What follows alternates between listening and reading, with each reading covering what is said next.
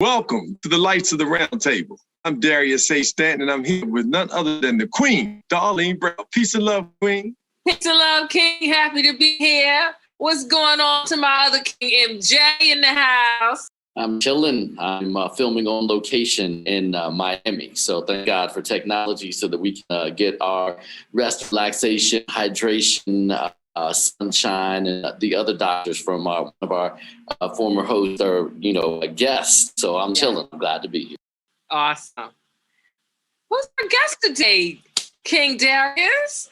Well, today, short of no other day, we're fortunate to have the grandson of a legend, the son of a legend, and a legend in his own right. I mean, this brother's so dynamic that the president didn't even get in the office. I don't think he'd been in office 6 months yet, and already has granted this brother a presidential lifetime achievement award.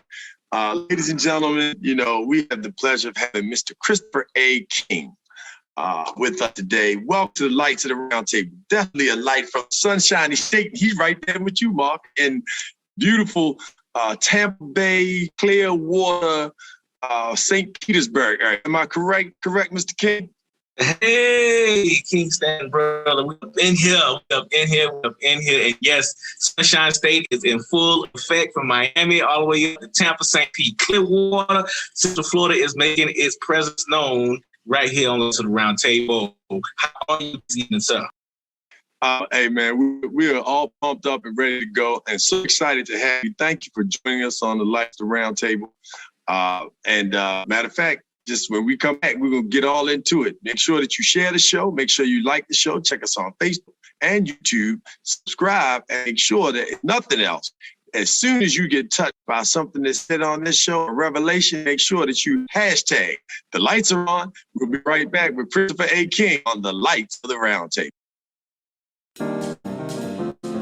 Welcome to the Lights of the Round Table podcast with your co-host, Marcus Johnson,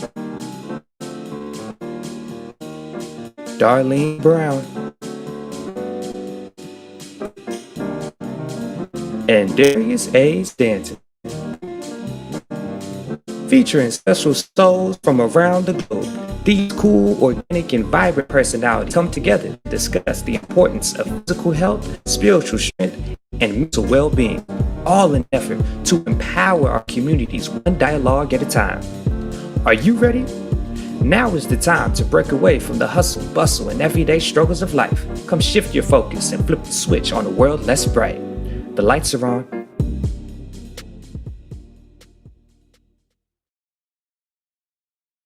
Welcome. I'm Darius A. Stanton, and glad to have you back on the Lights of the Round Table. So, before the break, we just had an opportunity for you to meet for the very first time on the Lights of the Round Table. But as all of our guests end up being return lights, because we just believe in shining the light, sharing the light. And as a matter of fact, this brother is a light from the sunny state of Florida, where our good brother Marcus Johnson just so happens to be. We like to travel, been around the world, and now he's in MIA, otherwise missing in action, but no, missing down in southern.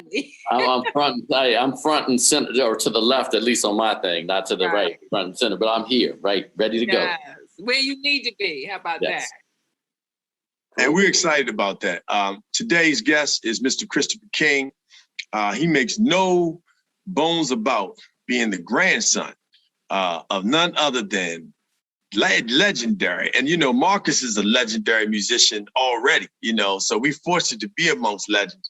But Christopher King, man, welcome to the Lights of the Round Table. And please, tell us about what it's like to be the grandson of a legend, and Brother B.B. King. What's that like, man? Well, thank you for the wonderful introduction. And my brother Marcus, fellow musician, kudos to you. It's a skill set that I applaud for those musicians. Being the grandson of B.B. King, it's truly, I must say, it's iconic, one, because his shoes can't be filled. That is an impossibility. He wore size 13. I stopped at 11 and a half, you know, on the 12 to put on the cut. So I know I won't make that margin. You know, that's another foot, and I'm almost 40. I'm not going to hit that goal line. So knowing I won't hit it, I'm not even going to try to fill his shoes. I'm just going to stride in my own steps and make sure my mark is left resonating in as many lives as I potentially can. He was a breath of fresh air, a noble body, a man that loved his family, taught me a lot, but also gave me, you know, you might know what I'm going to say, those 2-3 o'clock in the morning speeches. You know, when after the show is over, yeah, the fans are there. They did the autograph meet and greet, and we on the bus riding back to the hotel. You think it's cognac, vodka, and champagne flowing after we didn't got that fat check that night. No, sir. By no means necessary is any of that happening. It is a speech because somebody messed up. Somebody didn't do what they were supposed to do. Somebody missed the beat. It's a whole conversation. It's work, in other words. But he poured into me on that road so much valuable information. And I truly am thankful for God putting me in the position that I'm in and allowing me to do the work that I'm doing from the heritage that I come from. As they say, you come from good stock. I know that's right. Tell us about the good stock in terms of music. What instrument do you play? Oh, instruments, I should say. Well, see, I told you that 13 shoot. There's a full left that I won't be able to just reach. So I didn't pick up any of his musical skill sets. It left me kind of handicapped in life, you know, in a sense. So it's okay. I enjoy blues. I still listen to it ridiculously. It's truly in my iTunes playlist, everything from BB to Bobby Blue Bland, ZZ Top, and they're all in there. And I love Bobby is probably my number 2 go-to when it comes to blues. I love Bobby Blue Bland, and they're great friends as well. You know, and that start just be getting me every time he get that grab. I love Bobby. Bobby's all right with me, you know, but I won't even try to hit that margin. It's an impossibility. So the business side is what he gave me, and I appreciate it. But also as a motivational speaker, I mean, you're a performer. So it's not just a matter of being able to play a music. It's being able to take a theme and an idea and a concept and use that to give some type of spiritual or mental sustenance, you know, to a group of people. So, you know, you may not have gotten the musical talent, but the performance talent is definitely alive and well. Thank you for recognizing that, Brother Johnson. Thank you. I truly appreciate that. Sister Warren? Being motivational is the ability to connect and engage with people and leave them better than how you found it.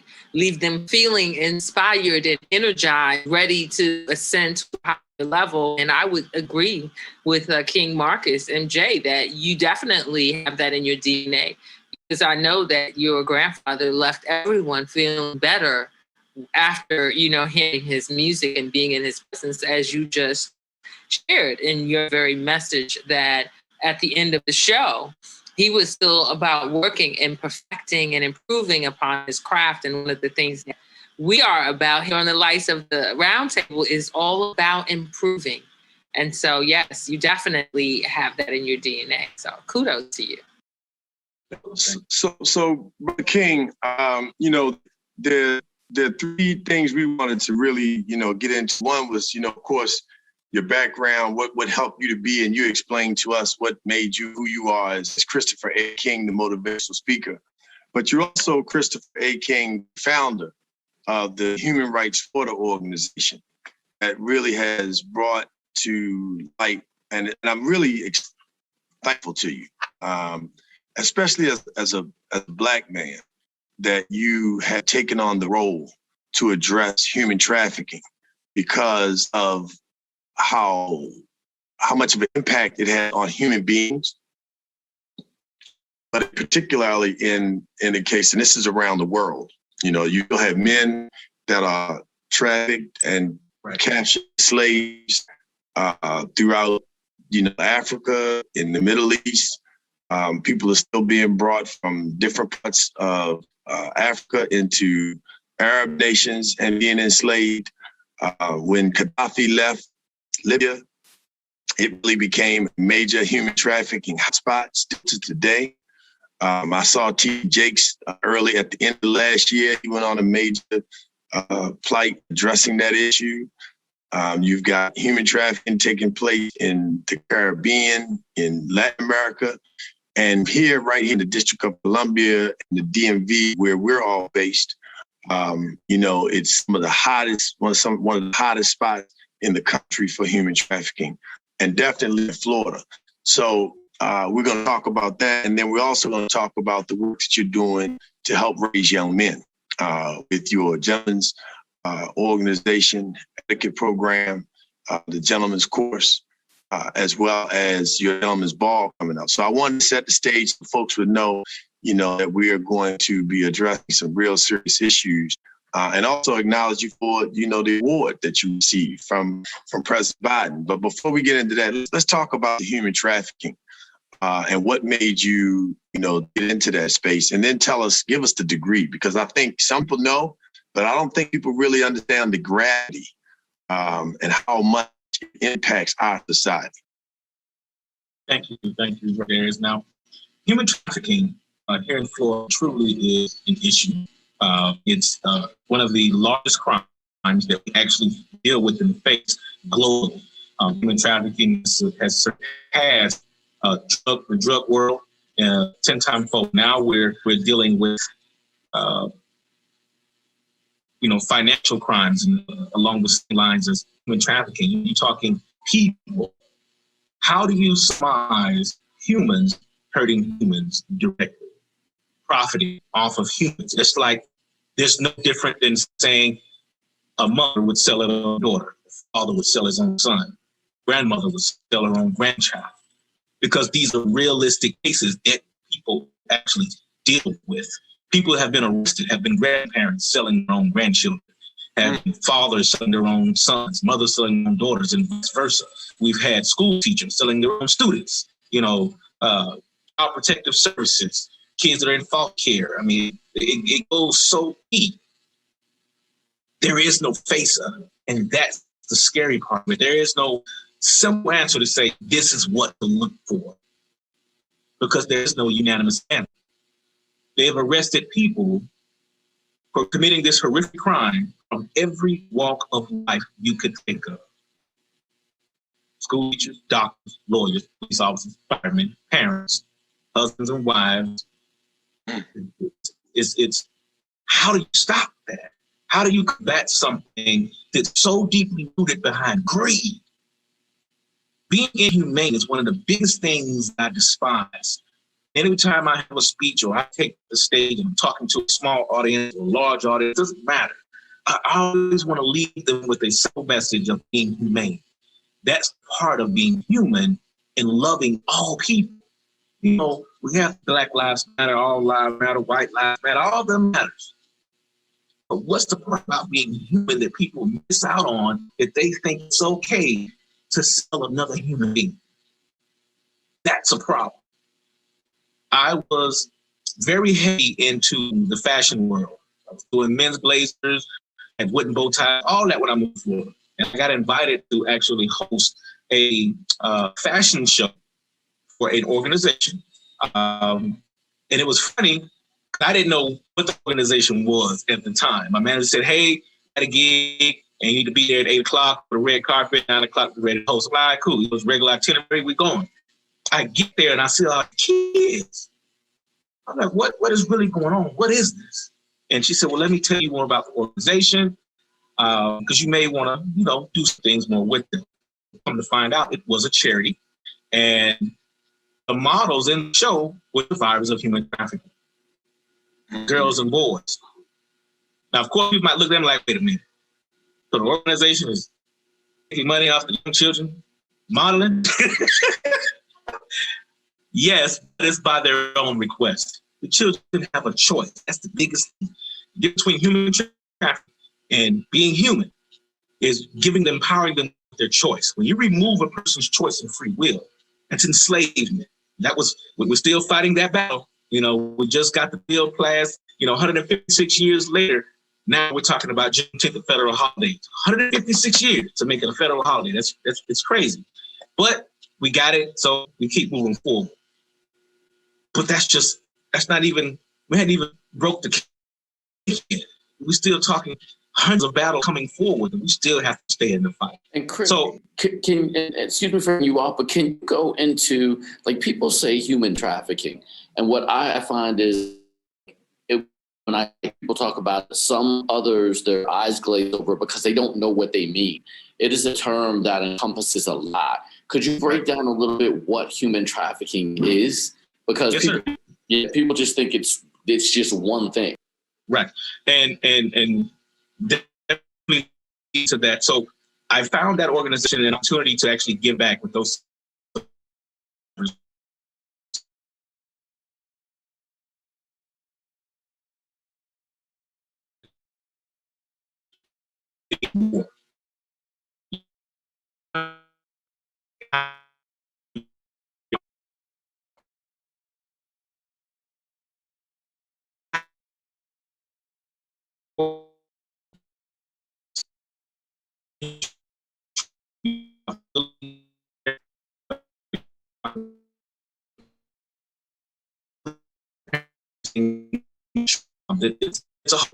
It's many different cases, opportunities people start on, capitalize on, in this case, crime. So it's just one thing. It's just sex.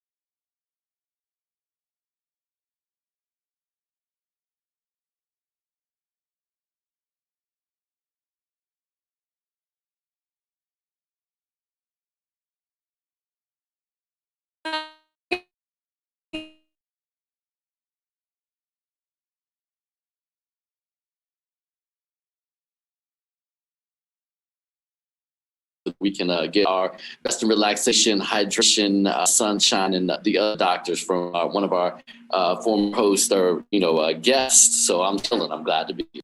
Awesome. Who's our guest today, King Darius? Well, today, sort of no other day, we are fortunate to have the grandson of a legend, the son of a legend, and a legend in his own right. I mean, this brother's so dynamic that the president didn't even get in the office. I only think he's been in office 6 months yet, and already has granted this brother a presidential Lifetime Achievement Award. Ladies and gentlemen, we have the pleasure of having Mr. Christopher A. King with us today. Welcome to the Lights of the Round Table. Definitely a light from the sunshiny state heat right there with you, Marcus, in beautiful Tampa Bay, Clearwater, St. Petersburg area. Am I correct, King? Hey, King Stan, brother. We up in here. And yes, Sunshine State is in full effect. Miami, all the way up to Tampa, St. Pete, Clearwater. Central Florida is making its presence known right here on Lights of the Round Table. How are you this evening, sir? Oh, hey, man, we're all pumped up, ready to go, and so excited to have you. Thank you for joining us on the Lights of the Round Table. Matter of fact, just when we come back, we will get all into it. Make sure that you share the show. Make sure you like the show. Check us on Facebook and YouTube. Subscribe, and make sure that if nothing else, as soon as you get touched by something that's said on the show or revelation, make sure that you hashtag Lights Are On. We'll be right back with Christopher A. King on the Lights of the Round Table. Welcome to the Lights of the Round Table podcast with your co-host, Marcus Jensen, Darlene Brown, and Darius A. Stanton. Featuring special souls from around the globe, these cool, organic, and vibrant personalities come together to discuss the importance of physical health, spiritual strength, and mental well-being, all in an effort to empower our communities one dialogue at a time. Are you ready? Now is the time.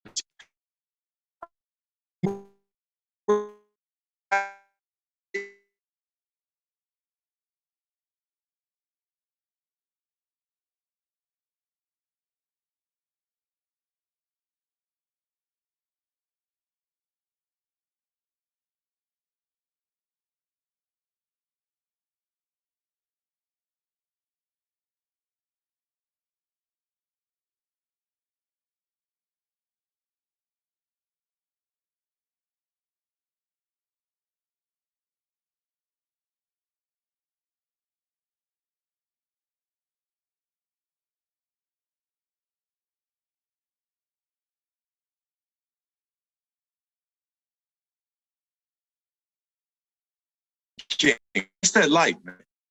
Well, thank you for the and brother Marcus, fellow musician, close to you. It's a skill set that I applaud for those musicians. Being the grandson of B.B. King is truly, I must say, it's iconic. One, because his shoes can't be filled. That is an impossibility. He wore a size 13. I stopped at 11 and a half, teet on the 12 to put on the cut. So I know I won't make the margin. That's another foot. And I'm on 40. Not going to hit that goal line. So knowing I won't hit it, I'm not even going to try to fill his shoes. I'm just going to stride in my own steps and make sure my mark is left resonating in many lives as I potentially can. He was a breath of fresh air. a noble body, a man that loved his family, taught me a lot. It also gave me, you might know what I'm going to say, those 2, 3 o'clock in the morning speeches.